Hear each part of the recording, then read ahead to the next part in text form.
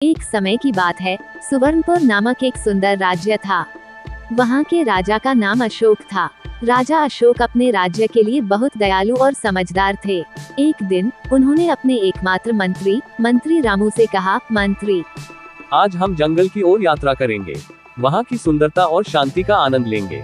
मंत्री रामू ने उत्तर दिया, महाराज, ये तो बहुत अच्छा विचार है। जंगल में हमें प्रकृति की अद्भुतता का अनुभव होगा। लेकिन क्या आपने कभी सोचा है कि हमें वहाँ से क्या सीखने को मिल सकता है? मैंने सुना है कि जंगल की प्रत्येक जीव जंतु और पेड़ पौधे की अपनी एक कहानी होती है। राजा ने मुस्कुराते हुए कहा, बिल्कुल रामू, हमें हमेशा सीखने की इच्छा रखनी चाहिए। जंगल हमें बहुत कुछ सिखा सकता है। चलो चलकर देखें कि वहाँ कौन कौन सी अद्भुत बातें हमें मिलती है। जैसे ही वे जंगल में पहुँचे, चारों ओर हरियाली ही हरियाली थी। राजा ने कहा, देखो ये कितना खूबसूरत है। हर पेड़ और हर पत्ते में एक अलग कहानी है। अगर हम ध्यान दें तो हमें इस जंगल की सारी सुंदरता समझ में आ जाएगी। तभी उन्होंने देखा कि एक लकड़हारा अपने काम में व्यस्त है। राजा ने लकड़हारे से पूछा, भाई, तुम यहाँ क्या कर रहे हो? तुम्हारी मेहनत तो बहुत अद्भुत लगती है। लकड़हारे ने उत्तर दिया, महाराज, मैं इस पेड़ से लकड़ी काट रहा हूँ। ये लकड़ी मेरे परिवार के लिए जरूरी है, लेकिन मैं हमेशा ध्यान रखता हूँ कि पेड़ को नुकसान न पहुँचाऊँ। हमें प्रकृति का ध्यान रखना चाहिए। जब मैं लकड़ी काटता हूँ तो सोचता हूँ कि इस पेड़ ने मुझे कितनी छाया और ताजगी दी है, इसलिए मैं इसे संतुलित तरीके से उपयोग करता हूँ। राजा अशोक ने कहा, ये तो बहुत अच्छा है। हमें भी अपने राज्य में इस तरह का विचार अपनाना चाहिए। हमें पेड़ों का संरक्षण करना चाहिए। आगे चलते चलते राजा और मंत्री ने एक गिलहरी को देखा जो अपनी खोई हुई नन्ही बच्ची को खोज रही थी। गिलहरी बहुत परेशान लग रही थी। मंत्री रामू ने राजा से कहा, महाराज, हमें इस गिलहरी की मदद करनी चाहिए।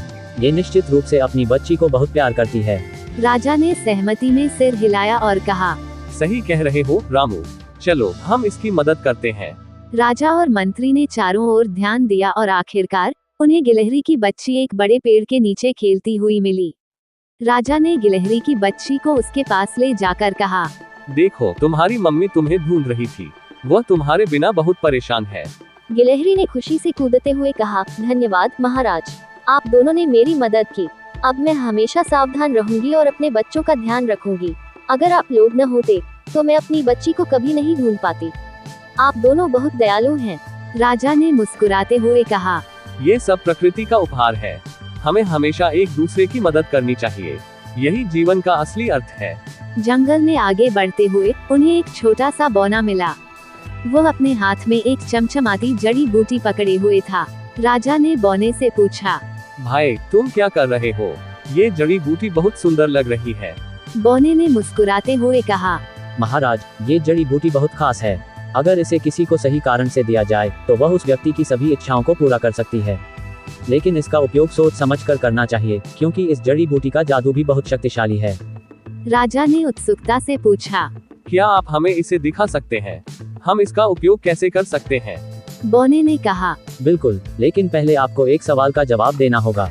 अगर आप इस जड़ी बूटी को पाते हैं तो इसका उपयोग कैसे करेंगे? क्या आप अपनी इच्छाओं को पूरा करने के लिए इसका इस्तेमाल करेंगे या इसे दूसरों के लिए उपयोगी बनाने के लिए? राजा ने थोड़ी सोच विचार की और कहा, मैं इसका उपयोग अपने राज्य के लोगों की भलाई के लिए करूंगा। मैं चाहूंगा कि सभी लोग खुश रहें और सभी की इच्छाएं पूरी हों। अगर हम इस जड़ी बूटी का सही उपयोग करें तो हम अपने राज्य के लोगों के जीवन में खुशी ला सकते हैं। बौने ने हंसते हुए कहा, आपका उत्तर बहुत अच्छा है महाराज, इसलिए ये जड़ी बूटी आपके लिए है। लेकिन याद रखें, असली जादू आपके अच्छे कार्यों में है। राजा ने बौने का धन्यवाद किया और अपनी जड़ी बूटी को अपने राज्य में सभी के लिए खुशियों का प्रतीक बना दिया। राजा और मंत्री ने देखा कि जंगल में कई जीव जंतु खेल रहे थे। मंत्री रामू ने कहा, महाराज, देखिए कैसे ये जानवर अपने वातावरण में संतुलन बनाए रखते हैं। हमें भी अपने राज्य में संतुलन बनाए रखना चाहिए। ये सच है रामू, हमें अपने राज्य में सभी प्राणियों का सम्मान करना चाहिए। अगर हम संतुलन बनाए रखेंगे तो प्रकृति भी हमें आशीर्वाद देगी। इस प्रकार राजा अशोक और मंत्री रामू ने जंगल में कई महत्वपूर्ण पाठ सीखे। उन्होंने ठान लिया कि वे अपने राज्य में पेड़ों और जानवरों की रक्षा करेंगे और लोगों को इसके महत्व के बारे में जागरूक करेंगे। इस यात्रा ने उन्हें न केवल प्रकृति की सुंदरता दिखाई, बल्कि जीवन की कई महत्वपूर्ण बातें भी सिखाईं। इस कहानी के माध्यम से हमें ये समझ में आता है कि प्रकृति हमारे जीवन का अभिन्न हिस्सा है और हमें इसकी रक्षा करनी चाहिए। हमें एक दूसरे की मदद करनी चाहिए और हमेशा दयालु रहना चाहिए।